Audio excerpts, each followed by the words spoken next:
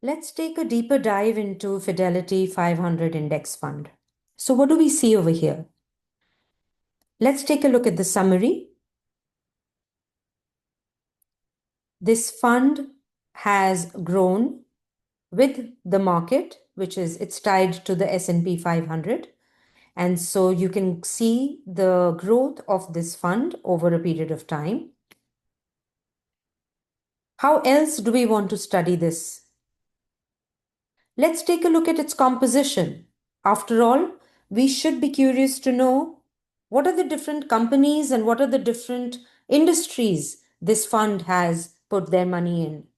Remember, their total net asset value, NAV, net asset value, is the total amount of money that they have in simple English is around 681.8 billion.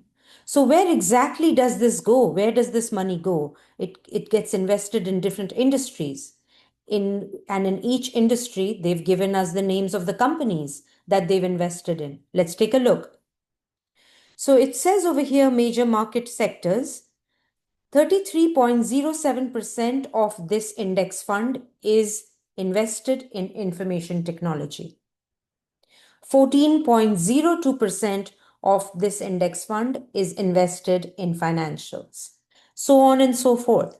So I'm breaking this down as per every single industry.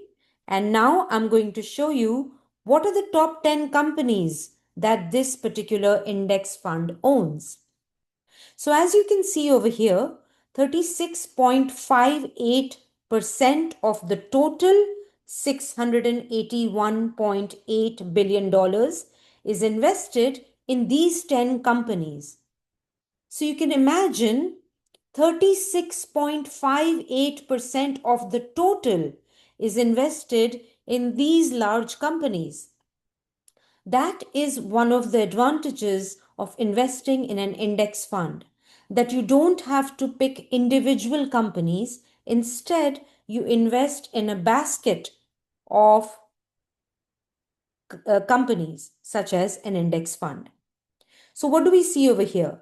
7.33% of the total money that they have has been invested in NVIDIA.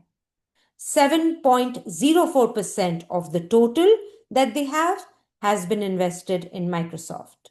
5.83% of the total is invested in Apple. This, again, I want to reiterate that this is the beauty of investing in index funds, because you invest in one fund rather than chasing one company. To some, this is a more palatable way of investing. And for others, they also do investing in individual companies, which I will explain in another video. Let's take a look at the PDF, which tells us what is the total overview. So there's a monthly fact sheet PDF. Let's click on that. I want you to scroll down and take a look at the snapshot. So this is the hypothetical growth of $10,000 invested in this fund. Over a period of time, that $10,000 would have grown to a large amount, almost $36,000, if somebody had invested $10,000 in this fund. So what are the key things that investors like you and me should look at? One of the key things I want to highlight is something called an expense ratio. What is an expense ratio? So let me describe it in a very simple way. For every $10,000 invested in this fund, you will pay $1.50 annually to cover the fund's operating expenses. Remember, this is another way of saying this is the fee that is being charged to us as investors when we invest in this fund. So the way I look at it is this fee will reduce my overall return on my investment. So the way I look at it is I want to make sure this fee is low. So I compare it to other index funds and ETFs and other tools out there and then make my decision.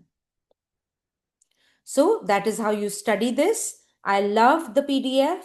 I would encourage you to save it on your desktop so that you can come back to it anytime you want.